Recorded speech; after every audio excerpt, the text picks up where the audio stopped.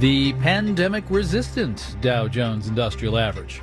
Marketplace Morning Report is supported by UKG. Ultimate Kronos Group offers HR solutions to connect modern workforces. UKG.com. Our purpose is people. And by GEP, helping transform supply chains with strategy, services, and software, including GEP Smart and GEP Next, AI-based digital procurement and supply chain platforms. I'm David Brancaccio. Coronavirus cases in the U.S. are surging, with recorded infections likely to hit 4.5 million for this month, twice the number for October. Just now, there's news that there was an increase in the number of people signing up for unemployment benefits after fresh layoffs. 778,000 was higher than expected, yet the Dow Jones Industrial Average yesterday crossed 30,000 for the first time. It's at 30,046 to start the day. What was that about the stock market not being the economy? Marketplace's Nova Safo joins me now on what is driving the rally. Nova, the acronym TINA, comes to mind, as in there is no alternative to stocks, they say. Right. I also like the way the Wall Street Journal put it this morning, David, calling it a self-perpetuating upward spiral. What we're referring to, of course, is interest rates. They're at close to zero. Parking money in the bank account or in bonds will not yield much. And the Fed has said interest rates will stay near zero until 2023. So what that means is if you're an investor, low-risk investments like bonds are not attractive. That leaves stocks, and we're seeing the rally. Another element of this is investors have remained optimistic. Unlike other downturns, we have a timeline, more or less, for this one. We know vaccines are coming in short order, and while distribution and logistics are still unknowns, there's a light at the end of the tunnel, and markets are reacting to that. Now, when companies use profits not to invest in research or worker paychecks or plants or equipment, but to buy back the company's own stock, that pushes up stock prices. Are stock buybacks part of the rally? It is part of the mix, because if you look back, it took the Dow more than 100 years to cross 10,000. That was in 1999, but just 3 years to go from 20,000 to 30,000. So what's fueling that? Well, the 2017 tax overhaul, corporate tax rate went from 35 to 21%.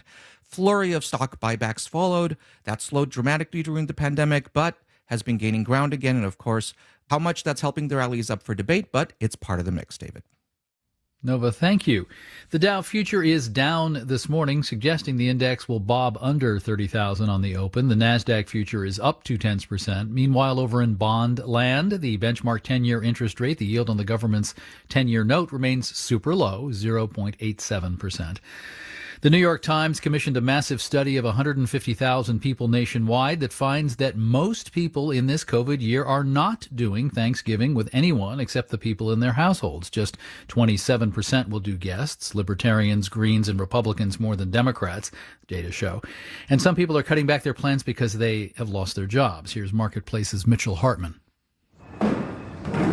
So right now they are unloading frozen meats, yogurts, a lot of vegetables, and Jacobson Valentine runs Feed the Mass in Portland.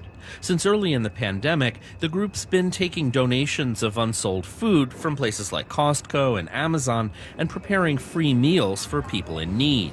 We started out doing about 150 every weekend, and now we're up to about close to 1,000 a day. Nationwide, demand for food assistance has soared, says Katie Fitzgerald at Feeding America, an umbrella group for food banks. The 200 Feeding America food banks have consistently reported about 60% more people showing up at food distributions than before the pandemic. Heading into winter, Fitzgerald predicts food insecurity will worsen. Meanwhile, she says, food banks face a decline in supply as 2 federal programs that provide food from U.S. farmers are set to expire. I'm Mitchell Hartman for Marketplace. Marketplace Morning Report is supported by Avalara. Avalara has been working to take human error out of the tax compliance process using cloud-based real-time rate calculation and automatic return filing. Avalara, tax compliance done right. avalara.com. And by HIMSS, offering men access to licensed medical professionals online who can evaluate conditions including hair loss. Online prescriptions available if appropriate. More at forhims.com/2020. Another pandemic effect, people buying recreational vehicles so they can go on trips and cook, bathe, and sleep inside the RV. Marketplace's Andy Euler spoke to some RVers in Austin about this growth industry. 32-year-old Kira Pickens is the proud owner of a brand new $12,000 camper. She and her husband Ryan tow it behind their Toyota Tacoma when they want to get out of Austin. And it's just a little pop-up. So instead of the canvas pop-ups that get wider, it just kind of pops up to an A-frame.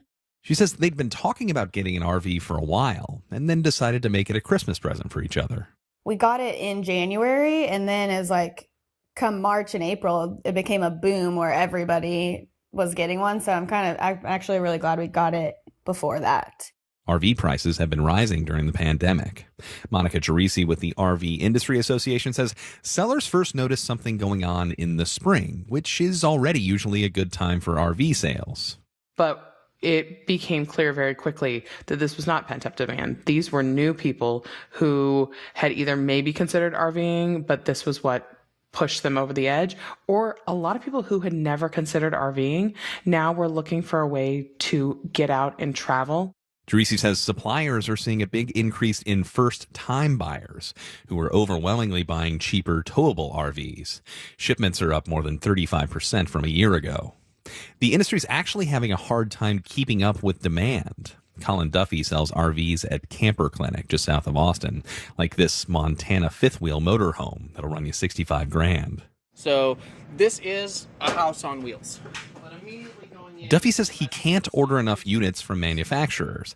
It's partly because RV makers were forced to shut down for a while in the early days of the pandemic. So what happened was the factory shut down for 45 days for all of these different brands, and the dealerships sold off of what their existing lot had. While new buyers are snapping up the RVs they can find at dealerships, not all of these RV converts are in for the long haul. Industry observers are expecting a strong used RV market to develop on the other side of the pandemic. In Austin, Texas, I'm Andy Euler for Marketplace. And I'm David Brancaccio. You're listening to the Marketplace Morning Report.